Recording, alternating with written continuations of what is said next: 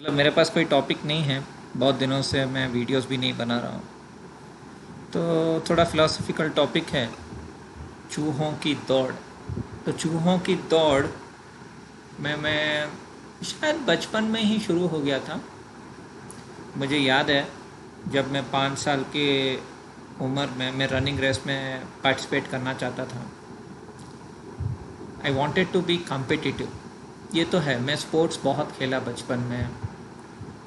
School में basketball main था, फिर चेस, फिर क्रिकेट। वॉलीबॉल नहीं कर पाया क्योंकि मेरा रिस्ट छोटा है। तो रिस्ट स्ट्रॉन्ग होना चाहिए, बहुत स्ट्रॉन्ग बड़ा होना चाहिए वॉलीबॉल के लिए। तो हाँ, मैं बचपन का बात कर रहा था। 5 साल की उम्र में ही मैं रनिंग रेस किया। तो रनिंग रेस में कंडीशन था कि शर्ट का बटन ओपन करो, उसको गिराओ, फिर भागो, फिर वापस आओ, फिर शर्ट पहनो, समथिंग लाइक दैट। कुछ शर्ट का कंपटीशन था। और प्रॉब्लम ये था कि मेरे शर्ट में 6 या 7 बटन थे, और जो जीता सिकंदर, उसके सिर्फ 3 बटन थे। तो कमीना चोर 5 साल की उम्र में ही उसका फितरत क्या बोलते हैं, उसका नेचर, वो जीत गया और हम हार गए। तो एक बात तो समझ में आता है कि फेयर नहीं है। शायद रूल्स में रखना चाहिए था कि सबके 6 बटन ही होने चाहिए। अब कुछ बच्चे ऐसे शर्ट पहनते हैं जिसके सिर्फ 3-4 बटन हैं और नाटे हैं। मैं थोड़ा लंबा हूँ, तो दैट वाज दैट। उसके बाद स्कूल में मैं देखा कि मैं जो भी कंपटीशन में पार्टिसिपेट करता था, हर समय हारता था। Always losing character. देखते हैं कोई चैट पे आया है कि नहीं। यस, राहुल, नमस्कार। तो हाँ, तो मैं क्या बोल रहा था कि कंपटीशन तभी से शुरू हो गया, चूहों की दौड़। That is the topic. हार गया मैं।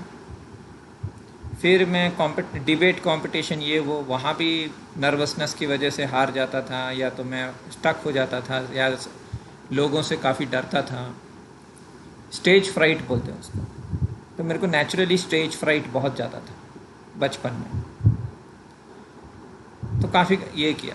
डांस में एक बार सेकंड आया था, और मछली जल की रानी एक कंपटीशन था, उसमें आया। लेकिन otherwise I used to fail in all competitions. फिर क्लास फर्स्ट आने का मेरा एक जुनून और एक पैशन टाइप का हो गया था। कितना भी कोशिश करूं सेकंड आता था, लेकिन फर्स्ट कभी नहीं आया। बहुत कोशिश की, 10 साल कोशिश किया। मैं बेस्ट स्टूडेंट था, लेकिन समहाउ मेरे को फर्स्ट नहीं आता था, क्योंकि सब बच्चे रटा मार के जाते थे। और मैं स्ट्रैटेजी चेंज किया। मैं 1-2 सब्जेक्ट तो रटा मारता था, लेकिन बाद में मुझे ही बोर लगा, क्योंकि मेरा नेचुरल मेमोरी है। और मैं बोलता कुछ हूँ, करता कुछ हूँ। मैं सोचता हूँ फर्स्ट आना है, और फर्स्ट आने का जो तरीका है, स्टैंडर्ड तरीका जो है, वो है अच्छी तरह से पढ़ाई करना, अच्छे तरीके से टीचर का बात सुनना, नोट्स लेना, ये वो, और उनके हिसाब से आंसर लिखना, बड़े बड़े आंसर लिखना। ये सब मतलब कुछ स्टैंडर्ड टेक्निक्स होते हैं। तो मैं वहाँ जाके कुछ उल्टा करता था, मतलब अपना मन का कभी कभी लिख देता था, या कुछ और करता था, for some strange reason. First नहीं आया। फिर स्कूल में डिबेट ये वो, उसमें नहीं आया। और स्कूल में जब भी कोई कंपटीशन, वहाँ भी नहीं आता था।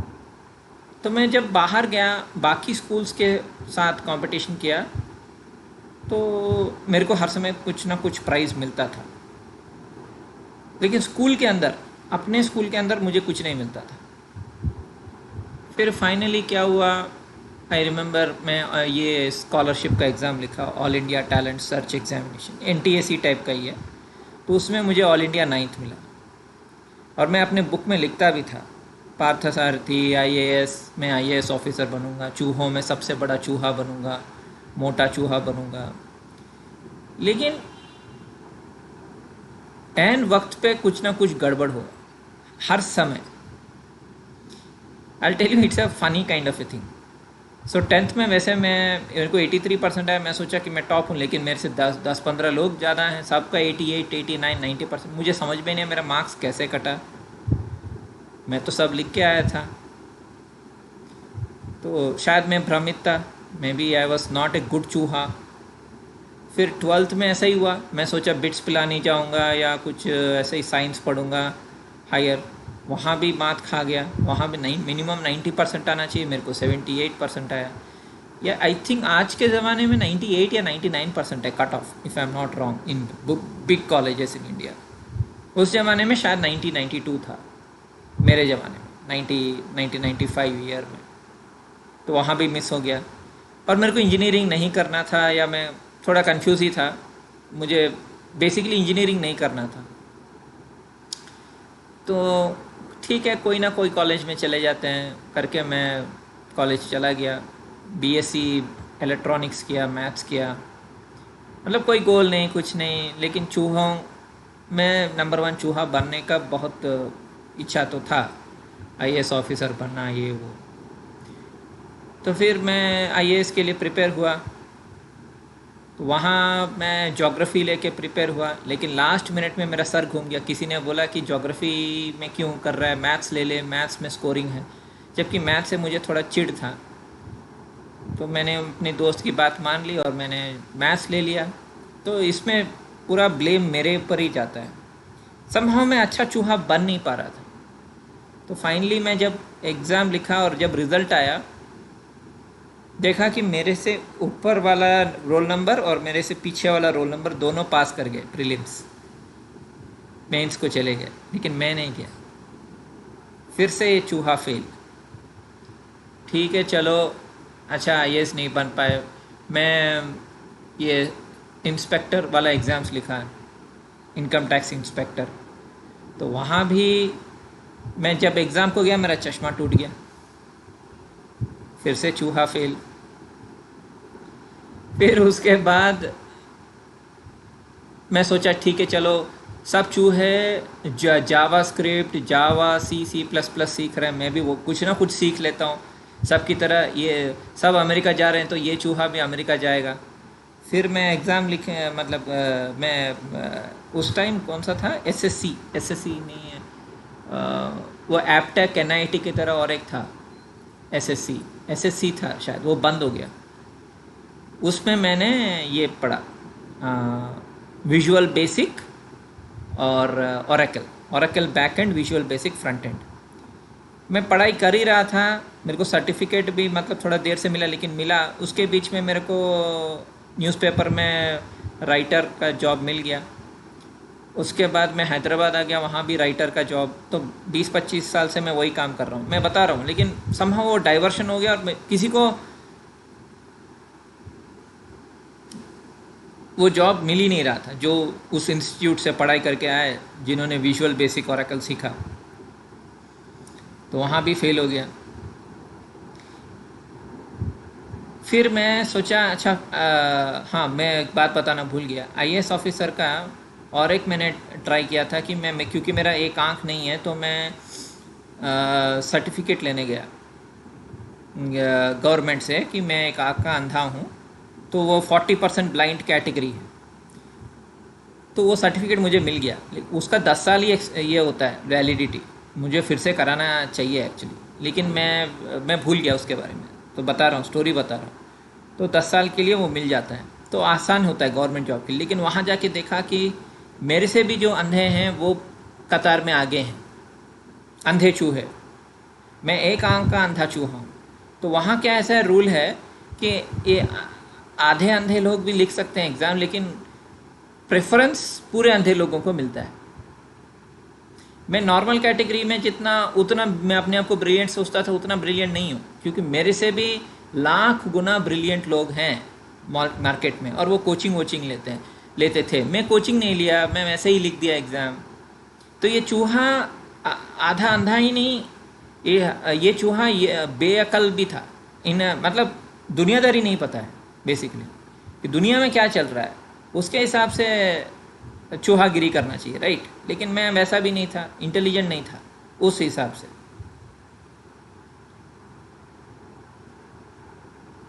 सो वो रेस भी हार गया, तो नहीं बन पाया ये। फिर नौकरी वोकरी कर लिया, तो 20-25 साल से कर रहा हूँ। तो जब भी मैं बड़े कंपनीज में काम किया, हर समय फेल था, क्योंकि मैं सबसे अच्छा काम कर लेता था, लेकिन किसी और को क्रेडिट मिलना, जो चापलूसी करते हैं या जो मतलब they are in good books of manager या सुपर मैनेजर, मैं गुड बुक्स में संभव नहीं आ पाया। मतलब दुनिया में क्या ना कि सिर्फ काम काफ़ी नहीं है, you have to be good. मतलब लोगों से अच्छे से बात करना, घुल मिल जाना, लेट रुकना, दारू वारू पिलाना, something we have to do. और मैं इतना ये नहीं हूँ, क्या बोलते हैं, सोशली इंटेलिजेंट नहीं हूँ, आई एम सोशली ऑकवर्ड। सो इस चूहे की रेस में ये बाजीगर हर बार हारा है और इस मुकाम पे पहुंच गया। तो मैं इनफैक्ट मैं मेंटली भी बहुत डिपेंडेंट टाइप का था मेंटली, मतलब पैसों के मामले में नहीं, पैसा हर समय मैंने कमाने का कोशिश किया। एक बार मेरा पैर टूटा तो मैं रिलेटिव से थोड़ा पैसा लिया, अदरवाइज़ मैं हर समय कोशिश तो यही जारी है कि खुद का पैसा कमाए, खुद से ही कुछ करूं, कुछ का खुद का लोन से ही मैनेज करूं। हाँ, अभी ये बात सच है कि मेरे पास घर नहीं है, मेरे पास एक गाड़ी था वो भी बेच दिया, कोरोना पैंडमिक नहीं, वो नोटबंदी के टाइम पे। लेकिन कोशिश है पैसा कमाने का, उसमें भी मैं फेल हूँ। मतलब पीएफ का पैसा, अदरवाइज़ मेरे पास कोई पैसा नहीं है। अब फ्यूचर क्या होगा वो भी नहीं पता। सो अल्टीमेटली मैं चूहों की रेस में हारने वालों का अगर किसी को बेताज बादशाह बोलेंगे, उसमें नंबर 1 में ही आऊँगा हर विषय में। लेकिन एक विषय है जिसमें शायद, एक या दो विषय है जिसमें मैं चूहा नहीं रहा, शायद मैं चूहा बन नहीं पाया। दो है, एक तो एस्ट्रोलॉजी। एस्ट्रोलॉजी में बचपन से ही सीख रहा था, जब मैं 15 साल की उम्र में था, और मैंने काफ़ी बड़े बड़े सेलिब्रिटीज़, फिल्म एक्टर्स, पॉलिटिशियंस, इन सब का भी मैंने कुंडली पढ़ा, और सब बहुत करेक्ट भी आता था उस ज़माने में। उसको मैंने 2007 या 8 में छोड़ दिया था, मतलब ऐसे कंसल्टेशंस करना छोड़ दिया। बाद में कंसल्टेशंस किया, लेकिन बहुत ही कम। तो उसमें एक सक्सेस आया मुझे, थोड़ा बहुत। पैसा नहीं लिया मैं फ्री में ही करता था उस टाइम। और दूसरा था यूट्यूब, क्योंकि मैं मेंटली मैंने सोचा कि मुझे कोई सक्सेस नहीं दे रहा है, तो क्या करूं। तो मैंने क्या किया, मैं एक सप्तऋषि एस्ट्रोलॉजी करके उसमें 2 इंटरव्यूज़ किया, सोचा कि एटलीस्ट कुछ लोग मेरे को रिकग्नाइज़ करेंगे, लेकिन ऐसा कुछ नहीं हुआ। बाकी जगह हाथ पैर मारा, वहाँ भी कुछ नहीं हुआ, क्योंकि हर जगह लोगों के अपने प्यारे बच्चे हैं, तो ये बच्चा जो है उनके लिए उतना प्यारा नहीं रहा, या उनका प्यार पाने के लिए मेरे को क्या करना चाहिए था वो मैं कर नहीं पा रहा था शायद। ये इंट्रोवर्ट लोगों का यही प्रॉब्लम है, मतलब वो दुनिया में ठीक से सक्सेस नहीं हो पाते हैं इस विषय में। लेकिन मैं अपना यूट्यूब चैनल शुरू किया, इल्यूमिनेटी के ऊपर वीडियो बनाया, वो 4 दिन में 25,000 व्यूज़ हो गया। मैंने 1 महीने के बाद निकाल दिया, क्योंकि मुझे इल्यूमिनेटी के वजह से I didn't want to be famous. हाँ, मैंने गलती किया, मैं मानता हूँ, लेकिन हाँ, मुद्दा तो वही था कि I didn't want to be famous due to illuminati topic. Illuminati was just one topic. मुझे क्या पता था, किसी ने इंडिया में ट्राई ही नहीं किया इल्यूमिनेटी के बारे में बताने के लिए। और उसके बाद आपको पता है मैं 6 साल से बहुत सारे वीडियोस बना रहा हूँ।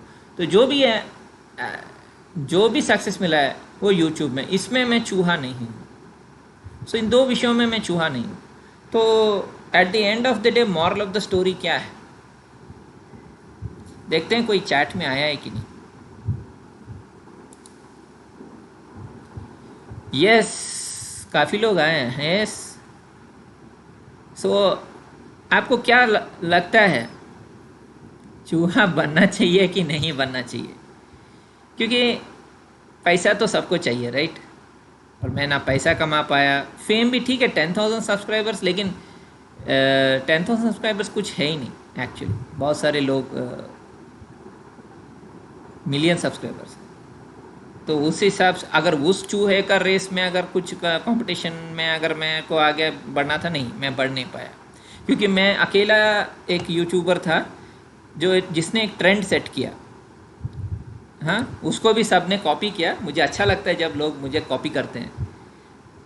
मैं बोला लाइक मत करो, शेयर मत करो, सब्सक्राइब मत करो। तो मैं 2017 में जब नया नया वीडियोस में बनाना शुरू किया तो मुझे याद है कि मैं ऐसे ही बोलता था। अब बीच में भी बोला, लेकिन उस टाइम पे मैं बोलता था लाइक मत करो, शेयर मत करो, सब्सक्राइब मत करो, भाड़ में जाओ, मेरा वीडियो देखो या ना देखो मुझे कोई फ़र्क नहीं पड़ता, अनसब्सक्राइब भी कर दो अगर सब्सक्राइब किया तो, ऐसे मैं बोलता था। उस टेक्निक से मुझे, मेरा बहुत ही प्योर इंटेंशन है, मैं बिना सोचे समझे ही बोलता था। मतलब बिना सोचे समझे नहीं, लेकिन I was really not really bothered कि कोई आएगा कि नहीं, क्योंकि वैसे भी मेरे पास सिर्फ 100 सब्सक्राइबर थे। लेकिन शायद इल्यूमिनेटी एक वीडियो था और दूसरा 17/4 मिरेकल टेक्निक। 17/4 मिरेकल टेक्निक तो और भी, वो जब वीडियो बनाया 65,000 व्यूज़ हो गया 5 दिन में। अगर मैं उस वीडियो को डिलीट नहीं करता अब तक मेरे पास मिलियन सब्सक्राइबर्स ज़रूर होते, लेकिन सब मेरी तरह भिखारी ही होते। मैं भीख मांगता हूँ, भगवान मेरे को कुछ दे दे, वो भी वैसे ही मेरे पास आके। तो मैं, मेरा यूट्यूब का कैप्शन क्या है, मतलब अबाउट चैनल में क्या लिखा है मैंने, कि ये वो चैनल है जो सच की खोज में जो आत्माएं घूम रही हैं उनके लिए। मेरा यूट्यूब का कैप्शन ये नहीं है कि एक भिखारी बाकी भिखारियों को बोल रहा है कि आजा हम लोग मिलके लॉ ऑफ अट्रैक्शन करेंगे, प्रेयर करेंगे कि हम करोड़पति बन जाए बाबा, और करोड़पति क्या, हम लखपति भी नहीं बन पाए। वो नहीं था ना मेरा मोटो। सो क्या मैं फेल्यूर हूँ मटेरियली? यस। क्या मैं रेस में हार चुका हूँ? मैं 1000 रेसों में हार चुका हूँ। कोई बोलता है कि अब्राहम लिंकन 14 बार ट्राई किया लेकिन बेचारा फाइनली, मतलब वो कुछ मतलब ही केप्ट ऑन ट्राइंग, जूता पॉलिश भी किया, finally he became president of America, और फिर उसको किसी ने गोली मार दिया। मैं 14 बार क्या, मैं 1000 बार फेल हुआ हूँ हर रेस में। अगर चूहों के 1000 रेस होते मल्टी यूनिवर्स में, हर रेस में मैं फेल हूं, फिर भी मैं पास हूं। क्यों पास हूं? क्योंकि may be at the end of the day ये रेस मायने ही नहीं रखता, क्योंकि ये मैट्रिक्स का खेल है। ऑफ कोर्स कोई भी फेल्यूर ऐसे ही बोलेगा क्योंकि उसको फर्स्ट प्राइज़ नहीं मिला, राइट? खट्टे अंगूर, उसको ना पैसा मिला, ना गाड़ी मिला, ना बंगला मिला, तो वो यही बोलेगा ना कि रेस ख़राब है। आप तो वही सोचेंगे। सोचो, मेरे को कोई मतलब ज़्यादा फ़र्क नहीं पड़ता, बट यस, फिर भी मैं पास हूँ। कैसे पास हूँ?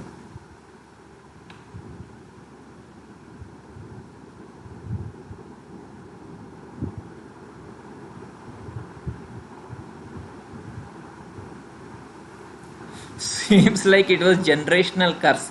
हाँ वो तो है। मेरे मम्मी बचपन में मर गई, मौसी मर गई, मेरे नाना जी दोनों आँखों से अंधे थे, वो भी 55 ईयर्स की उम्र में मर गए। नानी माँ, इन सब का सदमा, कमल हसन का सदमा मूवी की तरह उनके ऊपर सदमा लगा, फिर वो पागल हो गई, फिर उनका पैर काट दिया, वो डायबिटीज़ थी, फिर उन्होंने मुझे भी रिकॉग्नाइज नहीं किया, वो भी 94-95 में मर गई। तो उनका ऐसा हुआ, मेरा ऐसा आँख का, एक आँख का नहीं है, और फिर मेरा बेटा का बेचारे का उसको भी चश्मा है। हाँ हाँ, जनरेशनल कर्स। सो आपको क्या लगता है, जनरेशनल कर्स होता है या ये एक स्क्रिप्ट है? इस बात में आराम से सोचिए। क्या हम प्लेयर्स हैं कि क्या हम ट्रैप्ड सोल्स हैं? बहुत फ़र्क है दोनों कॉन्सेप्ट्स में। सोचो सोचो। ठीक है दोस्तों, धन्यवाद।